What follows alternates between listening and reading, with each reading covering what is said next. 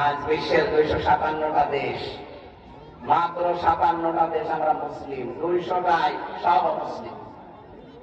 গাজায় এই অত্যাচার, জুলুম, নির্যাতন যদি বন্ধ না হয়, আমার মনে হয় এখন ইমানের দাবি এই 57টা মুসলিম রাষ্ট্রের প্রধানরা এক বাক্যে যেন জাতিসংঘকে বলে সব দেশের সাথে ব্যবসা বাণিজ্য সব কাট, সম্পর্ক আমাদের ছিন্ন।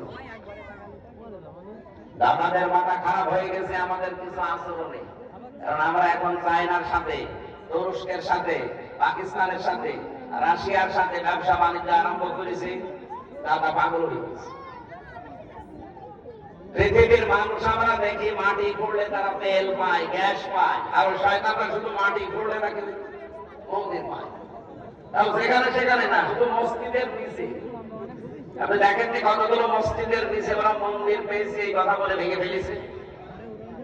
আল্লাহর ঘর যারা এভাবে টুকরা টুকরা করতে পারে, তারা যেন এটা খেয়াল করে, আমরা স্মরণ করাচ্ছি, এটা রেকর্ড হচ্ছে, ওরাও শুনছে। তার